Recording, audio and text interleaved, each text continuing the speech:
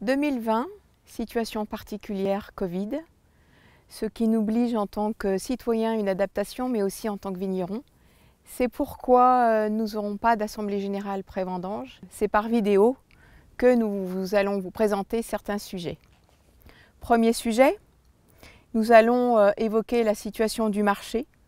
Comment les vins du Beaujolais ont traversé ce premier semestre particulier.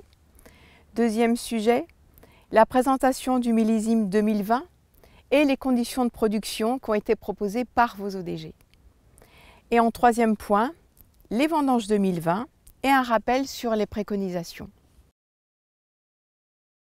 La situation du marché des vins du Beaujolais. Les premiers touchés sont ceux qui vendent en direct via les foires et salons. Ensuite, ceux qui vendent dans les restaurants.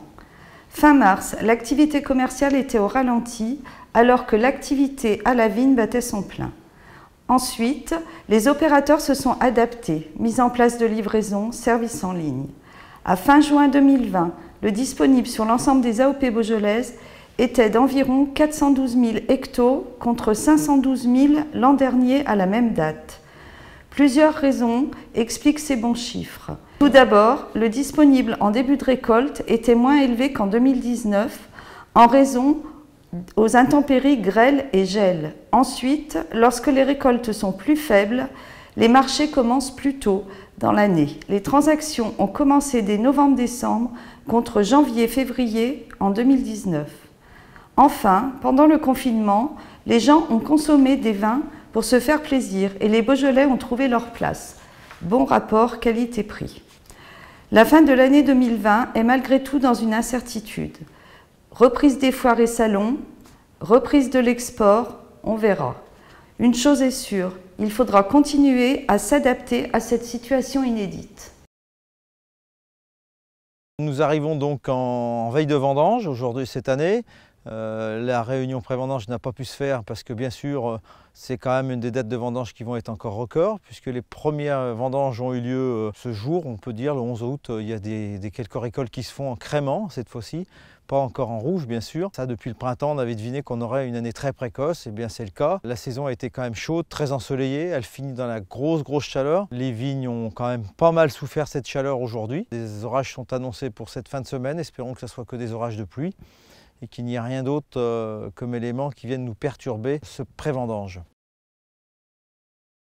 Le millésime 2020, il se présente bien avec une météo clémente, un ensoleillement important depuis le début d'année et des températures toujours plus élevées chaque année, surtout cette année par rapport aux autres années.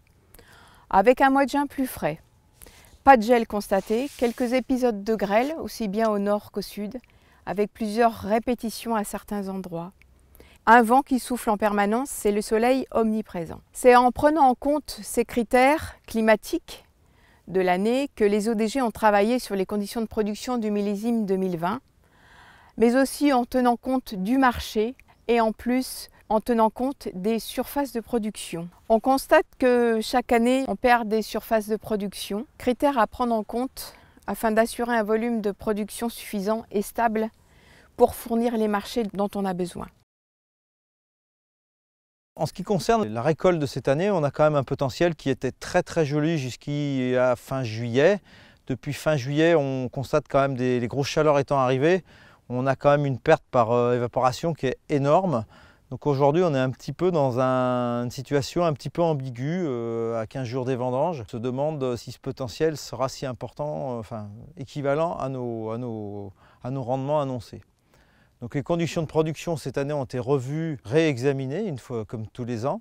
On a refait le point sur les surfaces du vignoble.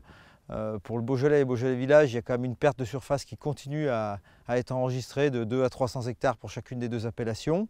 Ce qui fait que les Beaujolais Village arrivent à environ 2900 hectares et que les Beaujolais sont à autour de 3500 hectares au global. Donc il a été décidé de maintenir les rendements à 60 hecto-hectares et 58 pour les Beaujolais Village. On avait espéré mettre en place un système de réserve. Ce système de réserve, a priori, ne sera pas mis en place parce qu'il demande des autorisations particulières au niveau des ministères qui sont trop compliquées à obtenir en le demandant maintenant au mois d'août. Donc c'est malheureusement sûrement sûrement avorté. On ne changera rien d'autre au niveau des coefficients des Beaujolais nouveaux. Vous trouverez toujours à 0,42. Le coefficient ne bougera pas, 0,42% de votre surface. C'est théoriquement le calcul. Les enregistrements devraient se faire pour les Beaujolais nouveaux aussi en ce qui concerne Sycocert dès le 20-25 septembre. La date précise vous sera annoncée par email, par les infos habituelles des ODG. Alors, conditions de production pour les crus du Beaujolais. Si l'on revient sur les volumes disponibles, on constate que le disponible à fin juin est équivalent à l'année d'avant, c'est-à-dire 2019. Et que la surface en crue diminue, s'érode. Du coup, il est donc proposé de rester au rendement des cahiers des charges d'appellation, soit 56 hecto-hectares, avec un VSI de 5 hecto-hectares. Concernant l'enrichissement, c'est 1% qui a été demandé et retenu aujourd'hui, sachant que si la météo se dégrade d'ici la fin du mois d'août, il y a possibilité de demander 1,5%. Pour satisfaire le plus grand nombre de viticulteurs, une dérogation concernant l'acidité volatile est demandée pour obtenir un taux de 20 milli-équivalents par litre. L'ensemble de ces conditions de production ont été soumis au comité régional de l'INAO le 30 juin dernier et sera proposé au comité national début septembre. À l'issue de ce comité national, la validation sera officielle.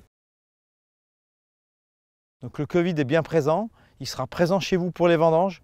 On vous demande de prendre en compte ce problème-là, car les dernières infos sont très claires. Les cas de Covid déclarés ou les clusters potentiels sur une exploitation pourraient potentiellement bloquer à 100% l'exploitation. Ce qui, entre nous, serait quand même relativement catastrophique pour vous et pour tout le monde. Donc il ne faut pas que ça arrive. Prenez des mesures nécessaires au niveau de tout ce qui est hygiène et mesures d'éloignement. Bien sûr, on sait que dans les vignes, quand on est des vendangeurs, quand les vendangeurs sont les uns contre les autres, ça ne sera pas possible, on est bien d'accord. Mais prenez un maximum de mesures dans les locaux, pendant les repas, et évitez à tout prix les mouvements de personnel pour qu'on ait le moins de chances possible d'avoir des contaminations sur les exploitations. Et ces cas seront, attention, bloquants au niveau de vos exploitations. Prenez ce problème au sérieux. Vinifiez vos vins, ramassez vos récoltes à bonne maturité et faites le maximum pour qu'on ait des vins de qualité à mettre sur le marché afin que notre image, qui a quand même bien évolué depuis un an ou deux auprès des consommateurs, continue d'évoluer. On en a tous besoin. Il faut qu'on soit au top de nos qualités de vin. Je vous souhaite de bonnes vendanges. Dans un contexte actuel particulier, inédit, incertain, les élus, vos élus, des ODG et les permanents mettent tout en œuvre pour répondre à vos interrogations, vos questions, et pour être de véritables relais pour vous aider à produire des vins de très grande qualité.